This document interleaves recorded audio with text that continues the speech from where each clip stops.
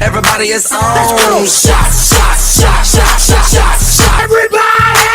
एक को मुगल बादशाह बताइए जिसकी दर्जन भर से कम बीवियां रही हूं और हरम में 200 से 250 से कम औरतें रही हूं, मगर एक स्त्री के प्रति सत्य निष्ठा से समर्पित प्रेम की कहानियां हमारे दिमाग में ऐसी भरी गई कि जब प्यार मोहब्बत की बात आती है सलीम अनारकली, जोधा अकबर, शाहजहां, नूरजहां, शीरी फरहाद, लैला मजनू याद आते हैं।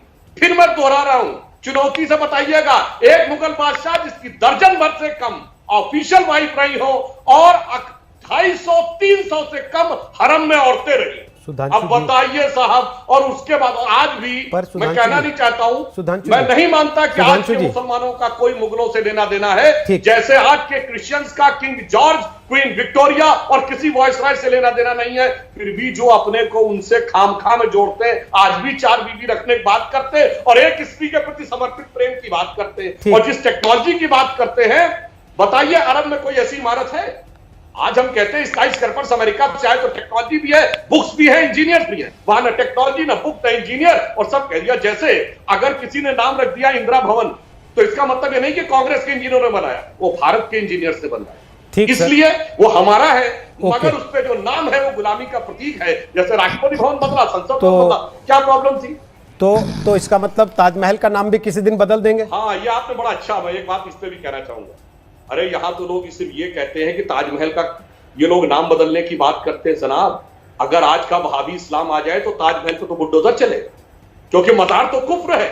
और मैं चुनौती से कहता हूं, कोई कह दे मजार कुफ्र है वहाबी इस्लाम में, उनके हिसाब से तो उसका वजूद नहीं रहना चाहिए। अब मुझे जवाब दे दे, वो ज्यादा ताजमहल को बचा के रखेंगे या हम बचा के रखेंगे? कच्चा काम है सर, कच्चा काम करता हूँ।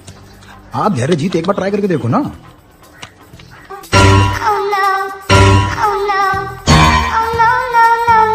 शायद ये बुरा वक्त है, भगवान अल्लाह सुन ले, तो मैं विनम्रता से कहना चाहता हूं, हिंदू धर्म में तो मंदिर देवस्थान है, वहां बाकायदा मूर्ति की प्राण प्रतिष्ठा होती है और जब पूजा की जाती संकल्प में भी बोला जाता स्थान देवताभ्यो नमः।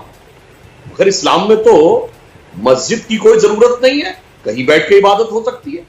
आपने तमाम लोगों ने पार्कों में देखा होगा, चलती ट्रेन में देखा है, रेलवे प्लेटफॉर्म पे देखा है, सड़क के किनारे देखा है, भरे बाजार में देखा है।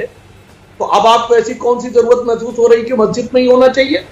अपने घर की छत पे करिए, अपने घर के आंगन में करिए, कौन इबादत से रोक रहा है? सब लोग मिलकर करें, ये बात सही है, परंतु वैक्सीन और इसका आपस में क्या संबंध है? बस यही पे मैं कहना चाहता हूं, भारतीय संस्कृति और अन्य धर्मों में अंतर है।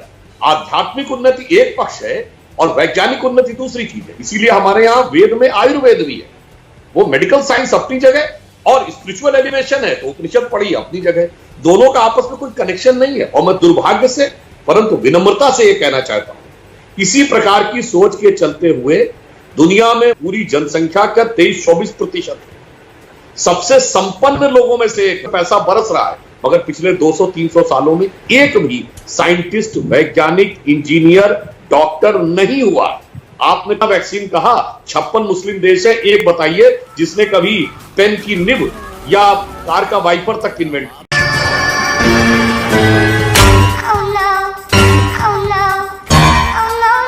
फिर क्या हुआ? फिर खत्म, bye bye, tata, good bye, गया।